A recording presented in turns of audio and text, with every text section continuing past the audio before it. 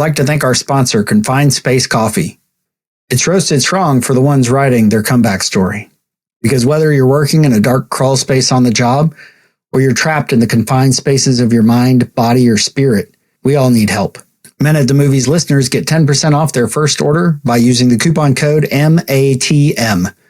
Confined Space Coffee, brewed for the hard places.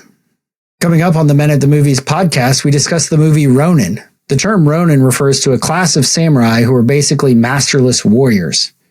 And while you might think that you don't have a master, your choices and your actions reveal actually who or what that master might be. Actions reveal your character, which reveals who your master is. Whenever there is any doubt, there is no doubt.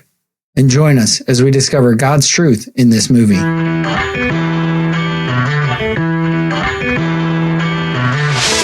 The movies and stories we love are gateways to see ourselves and God in new ways.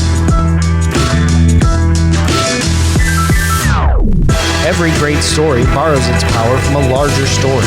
The story that's written on our hearts and woven into the fabric of our very being.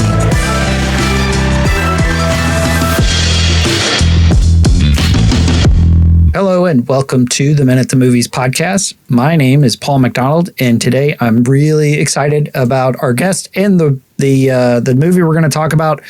We have been talking for almost an hour now. So I was like, we really need to get this started because it's really late where you are in Malaysia. So I'm super excited to have Christian Schu join me on the podcast. So Christian, how are you doing tonight for where you are? Paul, thank you so much for having me. I'm really excited to be on your podcast. I mean, yes, you're right. We're talking almost 1 hour and it was flying like 10 minutes. It felt for me. I'm just happy to be on your show. Thank you so much for having me. Well, I'm super glad. You reached out several weeks ago, just an email and said, "Hey, would you be interested? How do you get to be a guest?" And I was like, "Well, this is pretty much the process. We start a conversation, see how it goes, and we go from there." So, what made you reach out in the first place?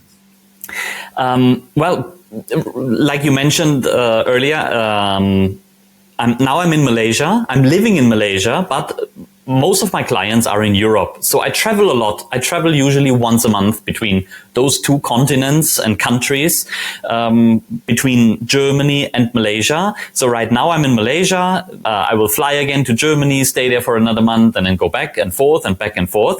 And when I'm in Germany, I used to travel a lot because, as maybe your audience know, Germany is rather small compared to the US. So you can reach everything by car.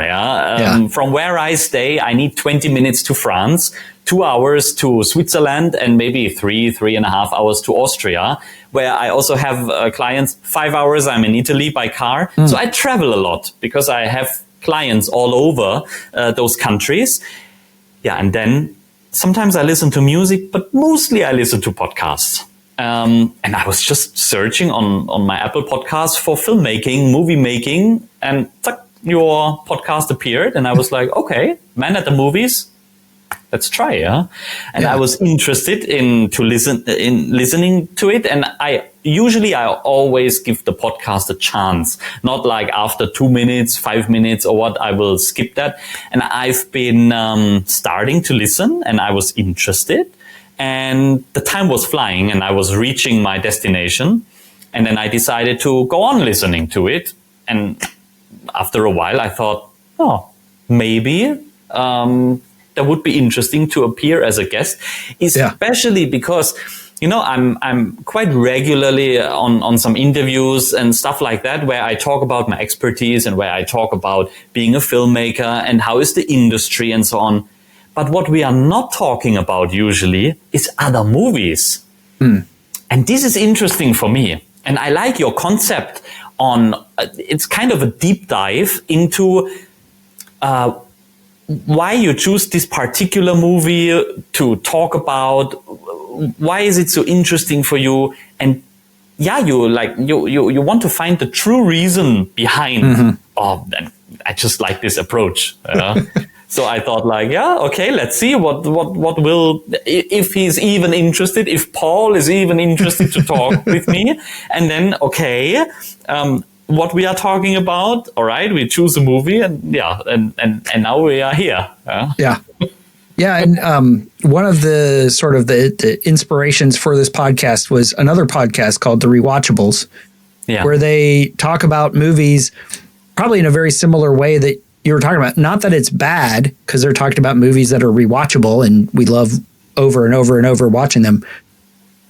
But they talk about how it's made and who's in it and all this other stuff, which is good. It's interesting to me, since I've worked less and traveled less as my kids have grown up and been out of school, I don't spend as much time in the car, definitely, as you do these days. And so my podcast listening has gone way down. But they don't, like, what I enjoy talking about, and even in our conversation earlier, is getting to the heart. And it's like, what is as you mentioned, the deeper truths? Where can we go? And I've had somebody describe one of the conversations I've had. They're like, it was almost uncomfortable because it was like two good friends sitting, having this deep, intimate conversation. I was like, that's actually awesome. That's the perfect thing. Like, we're sitting there, at a pub, sharing a pint, talking about movies and stuff that we love and stuff that matters. And, so while the filmmaking stuff is something that is exciting and maybe the industry stuff less so, but but now we're talking about a movie that you're like, I love this movie and here's why. So you sent me a very eclectic list. I think there were 6 in there, a variety of ages, genres. I do think you tend towards more like the crime stuff for sure. I would say yes. I kind of love spy movies and crimes and also thrillers where you are. Mm-hmm. I mean, first time is every movie is new to you and you don't know what to expect from that, obviously. But there are movies we all watched them before where we know exactly what's going to happen in the next scene. And and when that happens, yes, I watch it until the end usually.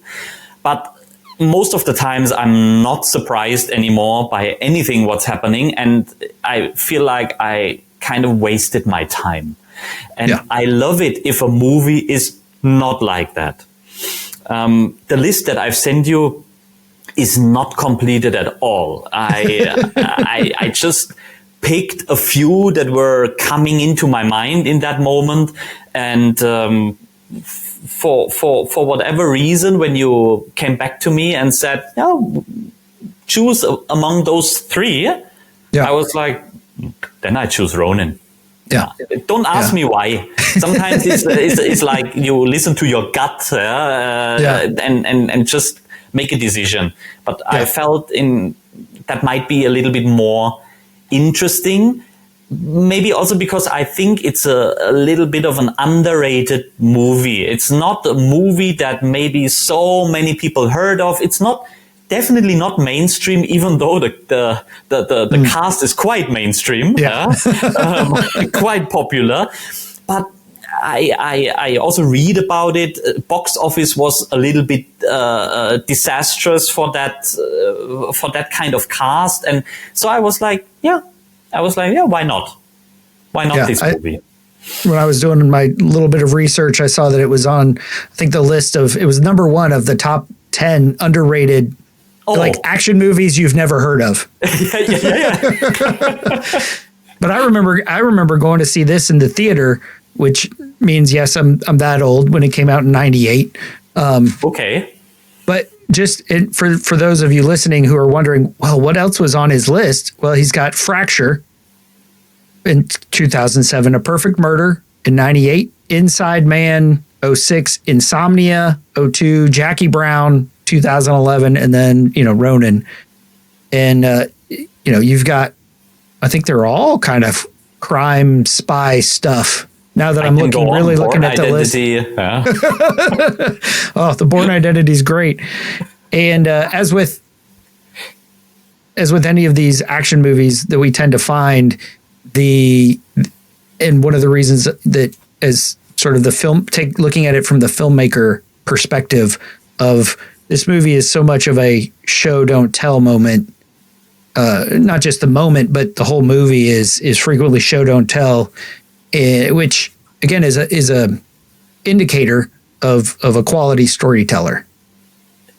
100% agree. And what I like about that movie, let me put it different way. What I hate about movies is if the director or the producer grabbing my hand and saying like, okay, this is what you need to know. And that you also need to know. And that's why I'm telling you in the first 10 or 20 minutes of that film. And then let's see where we go from here. No, please. What I love about Ronin is already you are pushed into a situation you have no idea about. There is no speaker, no off voice that is explaining anything. You are seeing a situation, you don't know what's going to happen first. That's how when I first watched that movie many, many years ago, I was asking myself, okay, why is he there?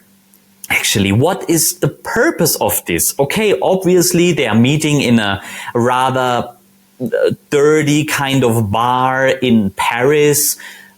But why? For what reason? Yeah, they are not doing anything good, I understand. Pretty fast. But why is he afraid that he might not get out alive of this meeting at the beginning? He walks around, he places his gun in the back alley and then only walks to the front door. And all of this, why like that? And you don't get an explanation. You need to wait. I love it. There are so many questions that are unanswered until half of the movie, I think. And then you also don't know yet. Yeah? And it goes on like this. They reveal a little bit, okay, you know roughly why they are doing that. For money, maybe. You are never sure. And only at the end, it's partly revealed. And I like that because it leaves some room for interpretation for you. There is no story that is fully closed, you know, like a circle, like you can't go in and out from this. To me, I like this kind of approach to have it not perfect and not 100% told. Like I said before, it gives you some room for interpretation, for maybe also putting yourself into the situation. Right. Yeah. There's, I remember in writing, they said you don't have to describe everything that's going on in a kitchen. Yeah. Because people can fill in the gaps. Yes. Like in this movie, we never know this guy in the wheelchair that they mentioned several times. We never find out what's in the case. Yes. We don't know where Deirdre goes to. We don't know what happens to her after she drives off. Yeah. And the thing is, you don't really have to. No, but it leaves something to it. And I believe they didn't do that like how they do it nowadays to have a sequel ready, which is also Ronin 2. I just want to shake my head sometimes, when you obviously know already, okay, this story is not told until the end because they expect it's going to be a success, and then there you go, and fill in the blanks in the next sequel and in the sequel after that and so on until the movie is not the original at all anymore. But here with Ronin, the story is told that the director wanted to tell. I believe that. There is no sequel. There was never a sequel planned, for sure. And it's just ending there.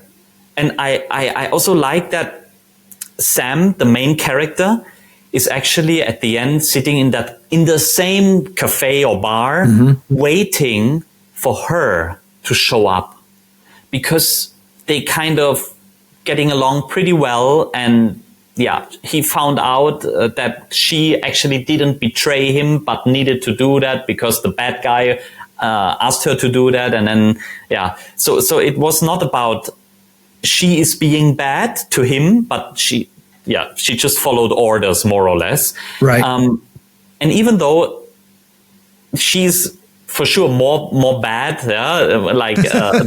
than him, but still he wish she come back, and she doesn't. And his friend Vincent is telling him that she won't come back, buddy. She won't come back. And from there, the movie finishes. So we have a good friendship that is established here, but the love is gone. Yeah. And even I can't remember, and it was somebody in Europe, so I can't remember who phrased it this way, but they had been traveling together, like on a train or on a plane somewhere, had a really good conversation with somebody, and as they're walking off, he's like, "Thank you, you've been a great disposable friend." Like this moment where you kind of engage with somebody, and I think for a lot of us, we think, oh well, now Vincent and Sam. Well, they need to have another movie together. They need to stay together. There's a part of us that wants to see that. Yes. When the reality is this movie is sort of an episode of Sam and Vincent's life. Yes. And we see things as they see them, and then they go their separate ways, and that's okay. Yes. Yes. It's like a zoom in to a situation. We follow along through a certain amount of time and a certain amount of project that they have together. And after that, we zoom out because we can't see anything anymore. The movie is over. And you are absolutely right. I mean, I would love to see them. I would love to see them in another movie together, playing together. Now they are old. It's maybe a little bit too late for that. Yeah. But I would have loved to see them again in Ronin 2, or maybe not Ronin 2, but another movie. But at the same time, I believe that this is also something that is why I like that movie. Because it is this kind of zoom in and zoom out, is an episode of two people mixing together by accident. I mean, it was not like Sam said, "Oh yeah, now I'm working with Vincent." They met each other at that bar in the night for the first time in their lives, and they're getting along with each other. Both realize, okay, we are not talking with idiot here. Not like the other one who's dropping out. Sean Bean or Ben or however. We've been talking about that in the pre-recording. They understand each other. They kind of have a professional friendship, which then turns into friendship more, kind of. Yeah.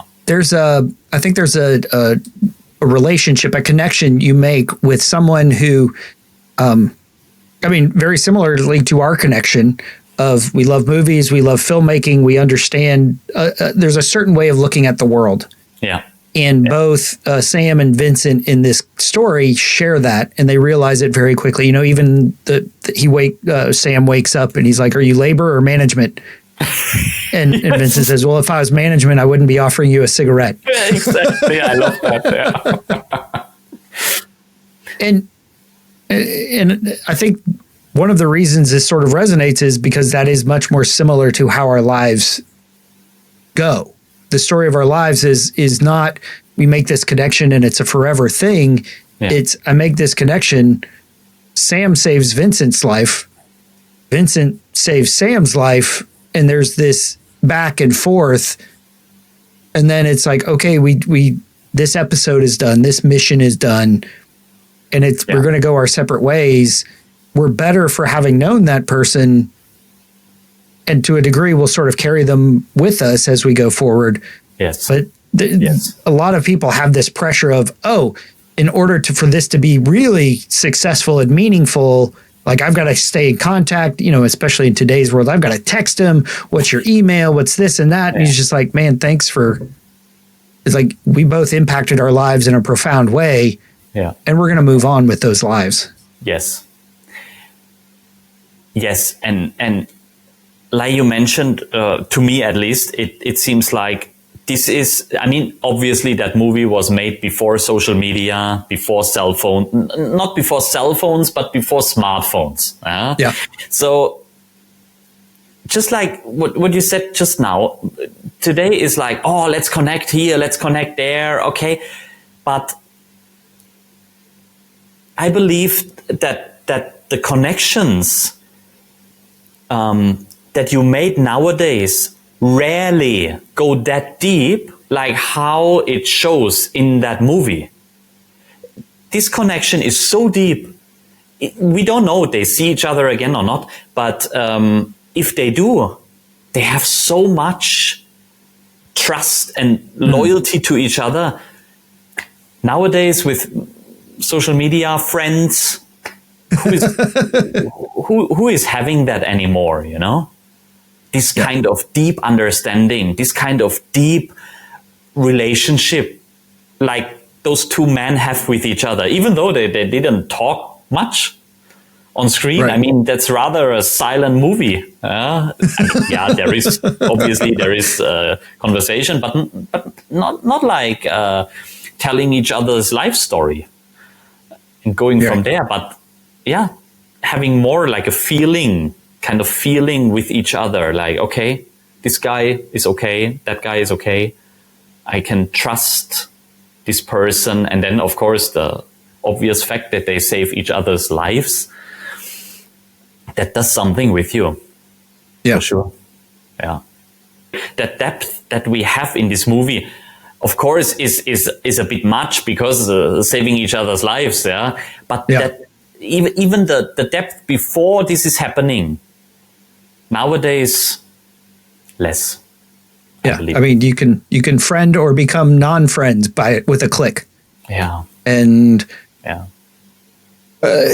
would say we're not created for that. We're not designed for that. We're designed for a deeper connection, where you can sit down and enjoy a nice espresso, or as we mentioned, a pint would be great. It would be awesome to sit and have a pint with you in Germany, and it would be so much fun. And it's sort of the same thing of, hey, if we run into each other again, that's awesome. And if not, I'm better for having known you. Right. Yeah, true. And I think that's something that we all crave in one way or another. Absolutely. And I believe also, I mean, we had this pre-recording, you and me, just now. Yeah. And I absolutely loved it. And like I said before, it felt like 10, 15 minutes. I know it wasn't, obviously, I know, but it felt like that. And if it feels like this to me, I really, I'm really happy already, you know? It's, because I can see there is some connection, there is something that is interesting and worth diving deeper. Yeah. As you mentioned, there's no expository narration going on. We don't see the dossier of every person that comes in the room. It is very reminiscent of Reservoir Dogs, where these guys just sort of show up. And there is this one thing in the very beginning. It's sort of a scroll. A text message comes on the screen, and it tells you what Ronin are. And it says, in feudal Japan, the warrior class of samurai were sworn to protect their liege lords with their lives. Those samurai whose liege was killed suffered a great shame, and they were forced to wander the land looking for work as hired swords or bandits. These masterless warriors were no longer referred to as samurai. They were known by another name. Such men were called Ronin. Taken from a certain perspective, you're like, those lines, not of dialogue, but almost, those written words on the screen have very little to do on the surface with the story of this movie. Yes, but they tell you at the beginning, when you don't know yet, that's how I felt it, that it's about loyalty, about values, about a lot more depth to come than what is revealed at the beginning, or maybe even after half of the movie. And you have all of this inside. You have betrayal, you have friendship, you have people you can rely on to protect you. This is so deep. And yeah, like we have this kind of connection when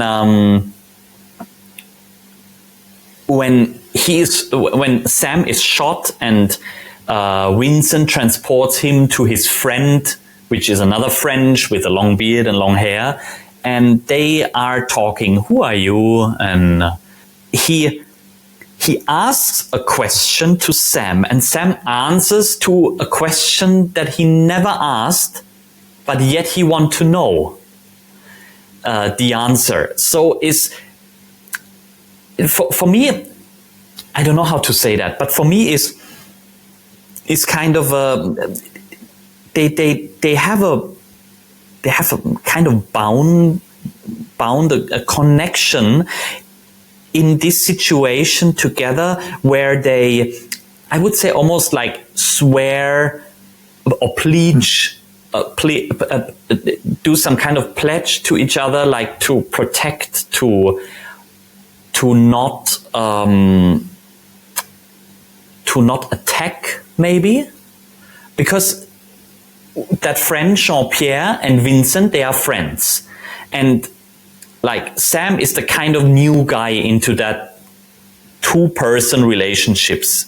Vincent and Jean-Pierre it looks like they know each other for a very long time, and then Sam comes into that, and okay, why should I trust you? More or less, it's that, I mean, they don't ask, but that's the question that is above their heads in the black box. Why should I ask? Why should I trust you? Can I trust you? And onto what kind of level? And then Vincent is revealing, he saved my life. It's like, I have to do that for him. No matter I want or not, I have to do that. He saved my life. So we already know, and this is what the end of the story. I mean, second half, after second half, maybe third already, yeah, of the, yeah, like the last, how long is that movie? 2 hours. So it's like, it's like after 1 hour 20 or something like that already, yeah, in the last 40 minutes maybe. This is only coming up, and I like this kind of understanding, and I like this kind of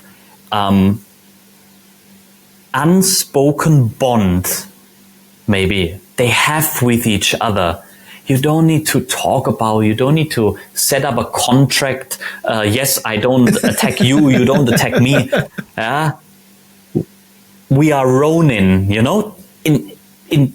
That's where I believe is the first quotes on, like the first paragraphs on the screen coming back into action, something like that.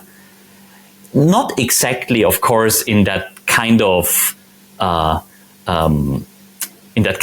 like you kill yourself, yeah. But at the end, he's also telling Jean-Pierre, also telling Sam how they commit suicide after they go for revenge to kill the man who killed their master, those 47 Ronins, and then they commit suicide, all of them, and not a nice one. They didn't take pills and fall asleep.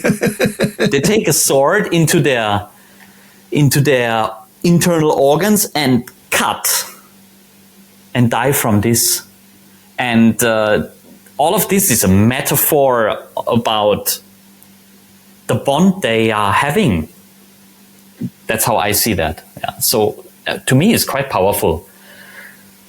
As you were talking, again, sort of how this mirrors the life we live is we enter into these missions, these assignments, these jobs, wherever.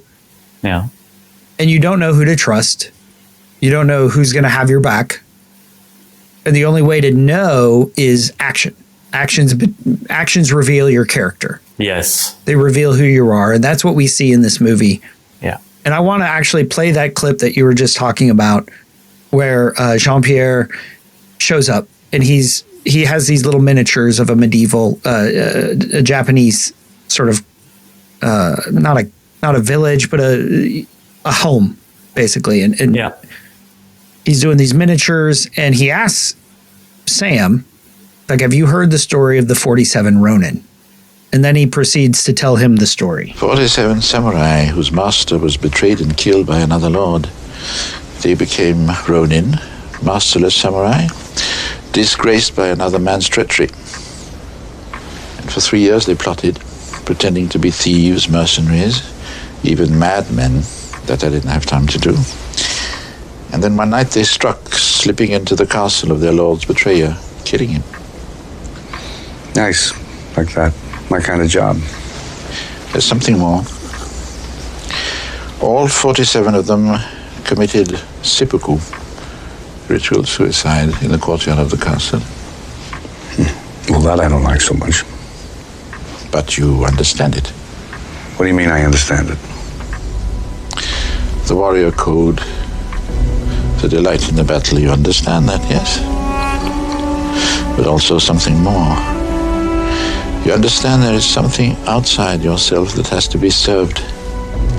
And when that need is gone, when belief has died, what are you? A man without a master. Right now, I'm a man without a paycheck. The Ronin could have hired themselves to new masters. They could have fought for themselves. But they chose honor. They chose myth. They chose wrong. That to me is, as we discussed, is one of the most interesting moments of the movie. Yes. Where they're having this discussion too. And I sort of, as I was trying to figure out what the theme, what the concept is, they talk about Ronin being masterless warriors. And what do you do when your master dies, your liege lord, the one you've pledged yourself to? And I think the intent was, each one of these guys on the mission, and even Deirdre, are supposedly Ronin. They're gathered from who knows how. They're recruited through some pipeline. Yeah. But originally I'd said there's the danger of being a masterless warrior, because who can you trust? Who can you trust? Who's going to betray you and all this stuff? But as I went, I was like, more and more I thought about it, and through our conversation, it's much less the danger of being a masterless warrior, but it's a fallacy. Because he even says, what are you going to give your life for? Because that's your master. Yeah. Whether it's Spence, who was Sean Bean, who was inexperienced, in over his head, didn't know what he was doing, but puffing up, trying to prove himself to these guys who obviously were experienced. Yeah. And he was quickly weeded out. You see Gregor, who's Stellan Skarsgård, he's the one who betrayed them all. Yeah. And because he just wanted the money. But it was interesting because what you see, and my wife actually has a situation at work, because what you see is untrustworthy people distrust other people. I think in U2's song, they say a liar won't believe anyone else. Yeah. When you are untrustworthy, you don't trust people. And she had a situation with someone who frequently talks behind other people's backs and is, working the political system of leadership and management and all that stuff. Yeah. And like, she was having some interaction with it. It was like, well, he assumes that you're like him. So he's worried about what you're saying behind his back. Even though you might not. Yeah. Right. She's like, and she doesn't understand it because she's just like, I don't understand. Why would you do this? Why do I need to? Nobody likes playing the politics except for the politicians, I guess. We're not going to get into politics here. No. Please not. But going back to that idea, the actions reveal your character. Mm-hmm. And in so doing, they reveal your master. Because everybody has a master, whether you like it or not. Yes. So, Christian, I want to ask you a little bit, going back into your story that you shared. Absolutely. Because you had a moment, you got out of school and you got a job selling insurance because you, as a young man in your 20s, you need to make money. Yeah. That kind of is important. It's important around here. But then something happened along the way where you sort of had to say, what's going to be my master? What's going to be the thing that I follow? Yeah. You know, I'm self-employed, an entrepreneur since my half life. I mean, when I was done with school and I started, I've been an employee for 2 years.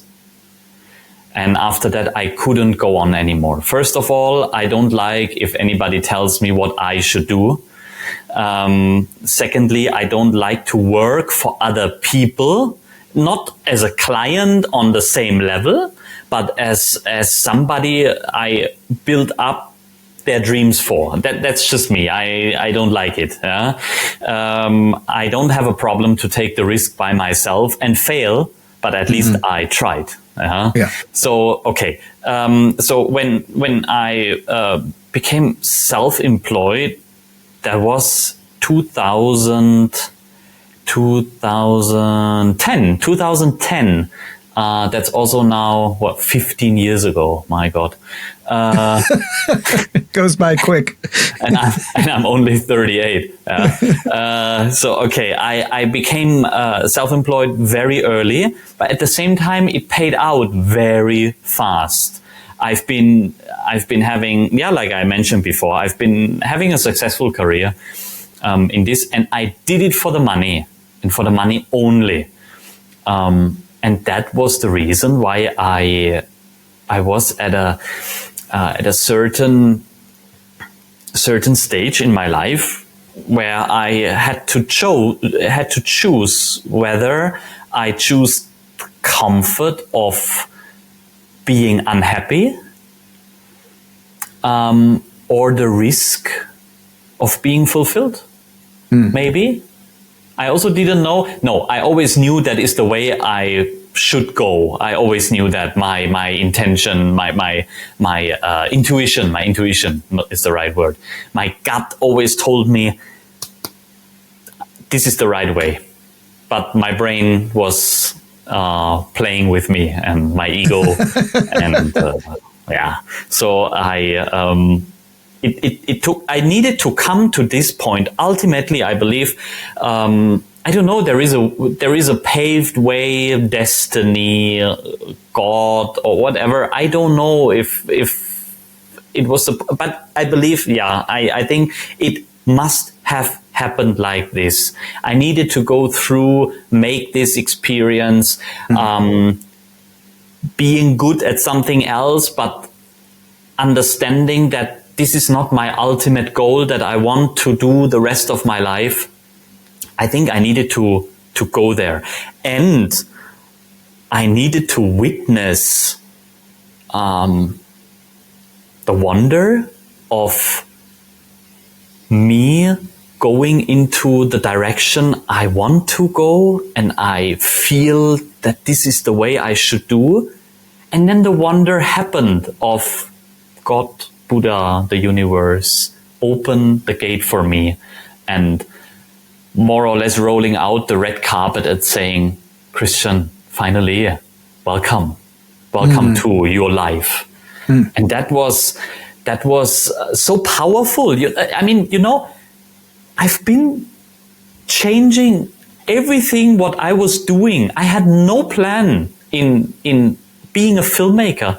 And 1 month later, I get to know that person, and that person introduced me to another company, and this company say, well, we don't know you, but we believe in you. Here you got 10,000 euros start. And you're like, huh? Why? Am I living in a movie? What? This doesn't happen. Me? Yeah, it was really like how I said that. I was so overwhelmed, and in that moment, I really felt like, okay, this is the right path. Otherwise, why am I rewarded for taking the leap of faith and jumping into the cold water with all the risk and fear that I had and doubts that I had. I still did it. And that was another thing. I didn't leave open a door for me. Like, some kind of escape door or something like that. I decided, that's it. I'm not going to sell insurance anymore. I'm not going to go on with the companies I built up. I am starting out a new brand that is only me, and let's do that now. And I really made that decision. Quite brave, I would say, maybe stupid in that moment, but there's a thin line. I felt that's the right thing to do. I have to do it. And the people around me, the only one supporting me back then was my girlfriend, which is now my wife. My mom was saying like, okay, are you sure? Yeah. Yeah, okay, then you do that, but yeah, there you have money, there you don't know. My dad, if it's about my dad, I would be an employee for the government now, which I definitely couldn't do at all. I'm way too how to say. You usually don't find me in other people's butt, So that is not the right place for a government worker. Right. Let's say like that. I couldn't do that. I couldn't. My mind is way too much into being me and being honest to myself and being true. And I have this. I always felt a deep feeling of how is that called in English? Sorry for being not a native speaker. This kind of I have a big playing fair. I feel if something is not right, and then I want to step in and help and protect. I don't know how you call that kind of feeling, but that was always me. That even in school when there was a girl being bullied, I've been the one standing in front of her and saying, "Hey, wait, what? Why are you doing that? She's a girl. Stop that!" And something like that. I always had a big urge of this kind of I'm a protector. But not protector necessarily, but that kind of big. I feel if something is not right, and then I feel uncomfortable, and I feel like I have to do something, and I need to do my best to make it equal, to make it even, to make not revenge, but like if there is injustice, I can't take it. I can't take injustice. That's why I'm the wrong person for being an employee, being a government worker. It's not my thing. And to be honest, I don't even know how we came to this point now. I rarely do. Our conversations always get on these rabbit trails and people apologize. I was like, we embrace our ADHD around here. So we just go with it. What you just said, I mean, you said a lot of really incredible things, and just from what you shared, I'm like, oh, this is why we connected, because so many of the things that you shared are things that I feel. And, to witness the wonder, like I loved that concept of, so often we associate that with like, the Alps or going to these amazing views or seeing beauty, but witnessing the wonder of basically being true to your own heart. And you talked about as a kid playing Legos, and you weren't building castles or cars or houses. You were building film sets with your Legos. And And I just love that, because that's, to me, that's still witnessing the wonder of that little boy still in there and getting to express himself in different ways.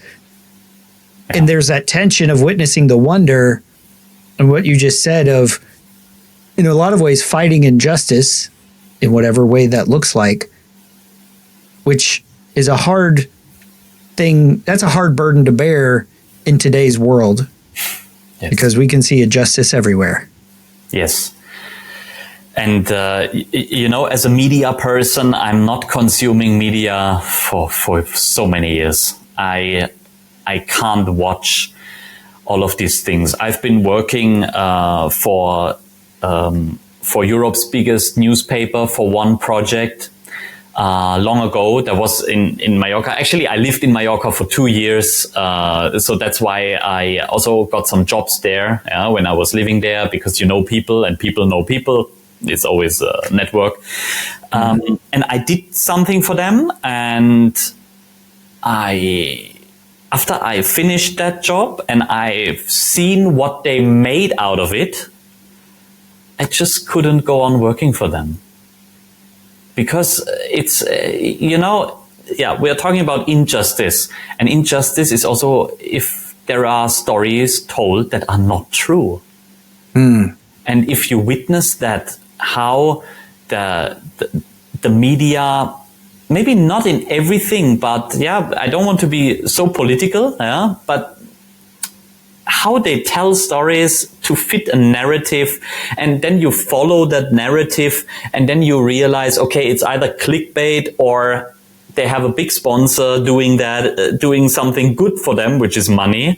So they need to follow them, and follow that is so tiring, for me. It's so tiring. Maybe that's also one of the reasons why I love actually not only doing my own projects when it comes to filmmaking. Yeah, obviously I can tell a story that I care about, but also I love commercials because it's honest.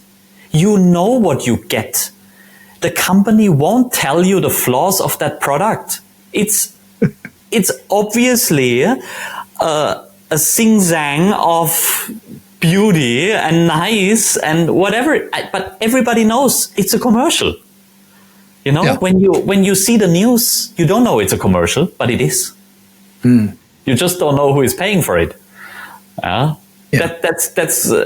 how I get to know that kind of world. So that's why I like it to tell stories for companies, because everyone knows. They are not going to talk about how bad is that product and how terrible is the app for working with it. You need to find out by yourself, or maybe you go on YouTube and hopefully find one guy who's doing a review that is not paid for. Right. Like, oh, this is amazing. It's like, wait, then you scroll down and see, oh, they got it for free to do a review.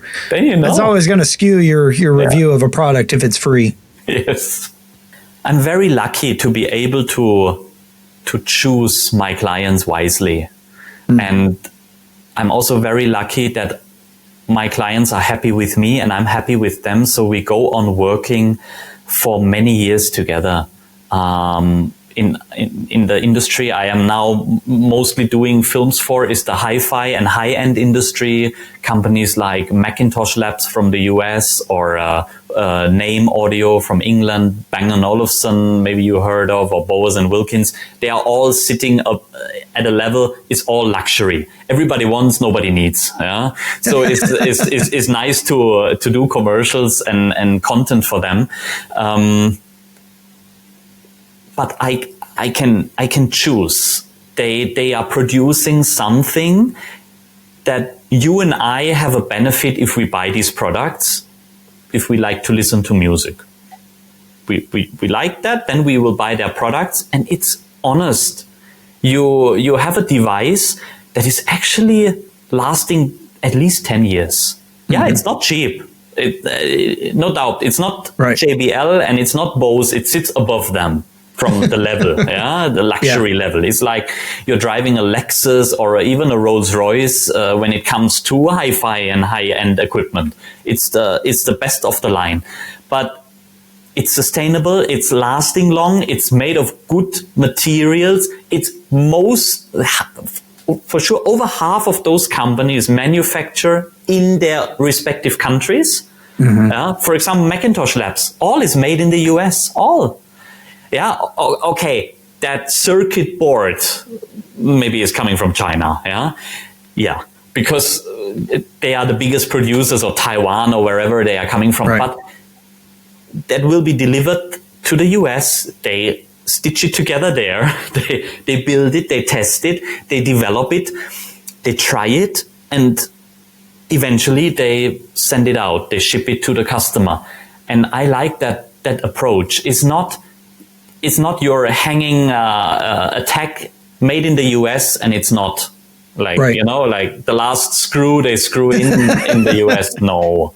Or in whatever country. I mean, I take Macintosh Labs now because we are. I'm in your podcast. I can say the same about Denmark and Germany and whatever. Where I have my clients. But I like to be able to do that. I like to be able to choose who am I helping on the way. It's always interesting to me how stuff that goes on outside the podcast comes into the podcast. Because just last night, I was reading this book called The Ruthless Elimination of Hurry by John Mark Comer. Okay. And it's based on this concept from Dallas Willard, who is a theologian. And so, and there's a couple layers. So, because he was writing about this conversation between John Ortberg and Dallas Willard, and John Ortberg had gone to Dallas Willard and said, what is the most important thing I can do to help my spiritual walk and growth and development and all those things? And Dallas Willard paused, because that's what Dallas Willard does. And he said, ruthlessly eliminate hurry from your life. And John Ortberg wrote that down. He's like, okay, what's next? He's like, that's it. Yeah. It's like, it's not even a come back to me when you get that done. It's like, you're going to be working on this for the rest of your life, but you've got to create the space. And so one of the things, I'm towards the end of the book now, where it's talking about the practices to put into place. One of them is silence and solitude. One of them is Sabbath, where you actually take a day of rest, of play, of enjoyment, of delight, where you actually rest and don't just continue on in a different mindset. But last night's chapter was on simplicity and how we clutter our lives with so much crap, and how much that crap demands our time. Yeah. But even to what you just said about the high-end speakers in audio equipment, he said one of the things he talked about was sustainability. Where does your stuff come from? Is it coming from those places where slavery is rampant, where the unfair, unjust labor practices occur? Yeah. And then when you look at stuff, because especially as Americans, we buy stuff that's cheap and disposable.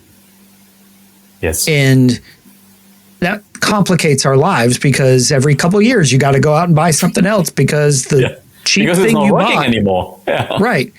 Whereas if you spend that money, you're like, I am going to be happy with this for the rest of my life. Yeah. Yeah. Like, I don't need to worry about it. I remember reading this story about basically how poverty works and the example was cowboys, and said, okay, there's a cowboy, he might make $10 a cattle drive, say, and there's a $2 pair of boots, but the boots only last like a season or two, maybe. Yeah. But by then they're worn out, they're leaking, they're uncomfortable. There's a really good pair of boots for $20 that'll last 10 years or more. They'll be comfortable. They'll keep his feet dry. Yeah. They do all kinds of good stuff, but they're priced out of anything he could ever actually afford. Yeah. And they were saying that's sort of what happens in the world, is the stuff that people need to get out of poverty isn't available to them. Yeah. Yeah. But then conversely, as like, if you get the opportunity to do that, to get that thing, to say, yeah, this is $2, this is 10 times as expensive. Yeah. But it's actually going to do the job. It's going to keep my feet dry. It's going to protect me. It's going to last. It's going to do what I need it to for longer than I could possibly imagine. Yes. And that actually simplifies your life. Because Totally the guy agree. even said, he's cut it down to like two outfits a season, which I'm thinking is crazy talk because I like having options. But my closet is complicated, right? Yeah. My closet is cluttered. And if you will, and it's not enough space. Right.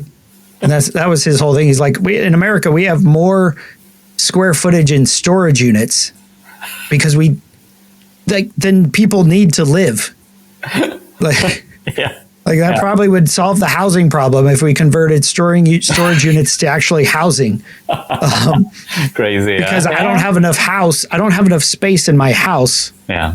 For the crap that I have. Mm-hmm. Mm-hmm. And like you just said, I don't know how we got here, but this idea of excess of, again, going back to the actions reveal your character and reveal who your master is. Yes. Because we all have a master. We all have something that drives us. Yes. It may be like your dad, may be with the stability and security of a government job. And you're like, I can't live with that master. I really can't. Yeah. True. But when it's about this, my parents, obviously they are a different generation. They are born 1953, directly after the war. Mm-hmm. There was not much left. Poor. You don't know what to eat. And then you grow up in this environment. You are happy if you have a secure, safe job that pays you every month the same amount, or maybe every year slightly more, increasing, like taking away the inflation at least. But to me, that was never something that I wanted to achieve. I've seen, maybe also because I grow up from this, I've seen my parents being a middle class in Germany, easygoing. We've been going for vacation. We had 2 cars. All was good, more or less. But to me, it was always a bit boring and a bit foreseeable. I mean, you know, there was nothing to it anymore. And to touch that very quickly, my childhood was not so nice. My parents both having problems with themselves a lot, addiction and something like that. So I grew up. Basically, when I was 12 years old, I've been cooking myself. I've been washing myself, my clothes and everything. I had my own life in my parents' apartment. Today I know that was the best thing that could happen to me, because I've been independent from such a young age, making my own decisions. And maybe that was also the reason why I became an entrepreneur and a company owner and doing my own things. Maybe I don't know. So with this, I could not lead that life that my parents did. And also that many other people do, to be honest. I mean, we are talking about 80 or 90% in Germany, at least 90%. They are not self-employed. They are employed. They work for somebody else's dream in a company, making them rich, more or less, or like building up, for sure, doing good work and getting a good payment. Yeah, but never being able to build up generational wealth or anything like that. They just exchange money with time. And I never liked that concept. Even though I also do that, of course. I mean, maybe I'm getting paid more, but I also exchange time with money. My ultimate goal is also to switch that and exchange ideas with money, not time. Right, because you could make a lot more money if you just lived in Germany full time. Yeah, for sure. but you exchange money for time by traveling back to Malaysia, spend time with your wife and her family. Yeah. And that's important. Yeah. For me. Yeah.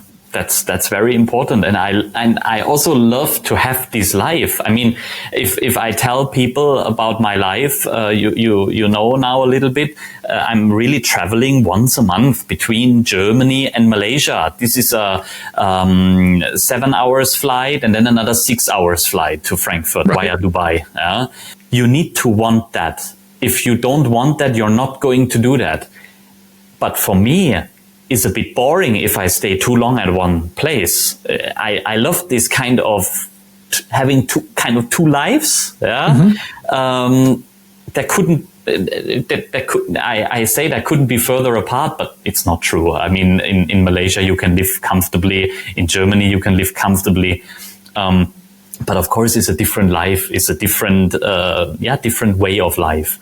I love it, and that's why I'm doing it. I could say no, honey. I stay in Malaysia. I'm German. They want me to work here. I can get any job I want, and that's the truth. It's easy to get a job for me. If I wanted to, I don't want. Right. I rather choose to build up another company. Yeah. And do my filmmaking, do production and do my commercials and fulfill my own projects and tell another story. Yeah. Yeah. To many outside, it would appear as if you were a Ronin, right? Self-employed, a masterless warrior. When in reality, there is something deeper inside. And that's what Jean-Pierre was talking about, the honor and the myth that you enter into, which you're not committing seppuku with disemboweling yourself, but there is sort of a death to, I'm not living your life. I mean, there was a certain death experience with your dad of wanting you to do government work. You're like, yeah, I'm not doing that. And a death to, this is what you should do. It's like, no, I'm dying to that. I am pursuing, I have a greater purpose. I have a greater master of, whether that's time is more important than money, your wife, your relationship, the witnessing the wonder. Yeah. Like, and to have also, that as a greater master than what other people are telling you. One more thing is that I really enjoy telling stories to people through visuals, through film.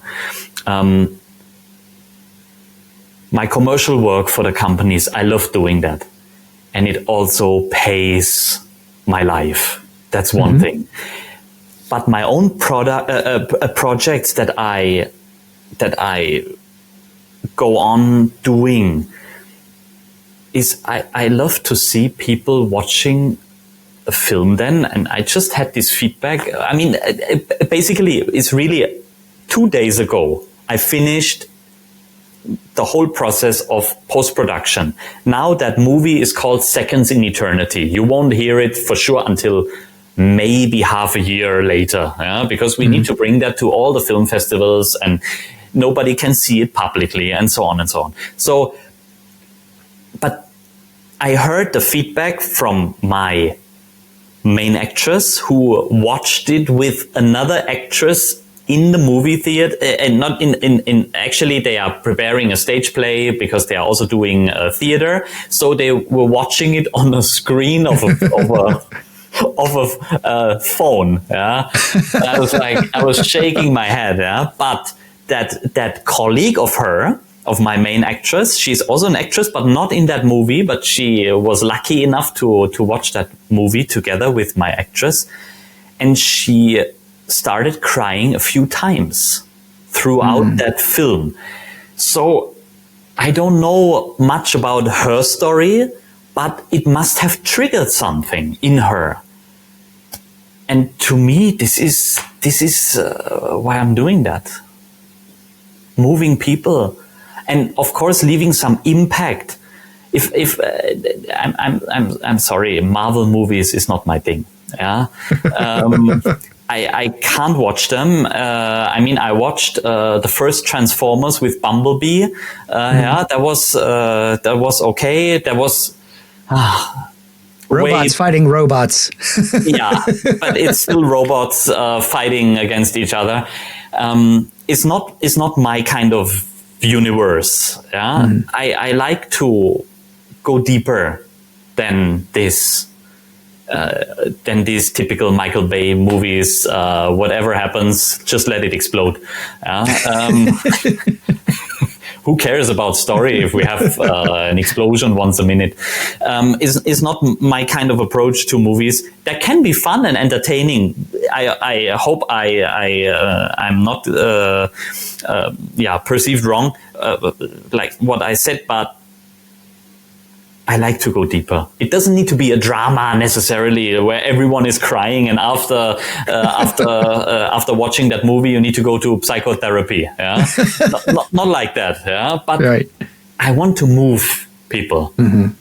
I like to see somebody is watching a movie that I have done or whatever project, but it resonates with them in one way or another. And of course, I like it if it resonates. Not only to buy a new product, but to also, like have some deeper thoughts and have some, maybe also understand yourself better, kind of. Mm-hmm. Yeah, I like that. Yeah. And that's why I'm doing that. That's my ultimate goal. Thank you for sharing that, Christian. And thank you for coming on the podcast. And like I said, all this stuff, I mean, it's like I have a brother on the other side of the world who the things that matter to you are also the things that matter to me. And that's why we can have this amazing conversation, just like Sam and Vincent. Yeah. You know, we get in a room together and we're like, wow, we have the same outlook on life. We have the same experience and love for story and depth and connection. I love that. And so if people wanted to find out more about you and your work and the stuff that you're doing, what's the best way to find that? The best way would be going to my website, christian-schu.com, and there are all my socials, and just connect with me. I'm very easygoing. If they want to reach me, they can reach me. That's no big issue. All right. Well, thank you so much for doing that. And the website will be on our website and the show notes, so you can just check it out, because that's Christian-SCHU, not like the ones you wear on the feet. Yes. That's just how it sounds. Maybe I should save that URL and then forward to my one, right? There you go. That would work. And so again, thank you so much. This has been incredible. Thank you very much, Paul. Thank you for your time, because it is very late now in Malaysia. And so I really appreciate that. Yeah. And so this has been Paul McDonald and Christian Schu talking about Ronin and the fallacy of being a masterless warrior. So go check out his website, check out the movie when it comes out, and however you can find it. And we hope you join us next time here on the Men at the Movies podcast. Something inside has been awakened. I can no longer be who I was before. But if I am no longer who I was, who am I to be?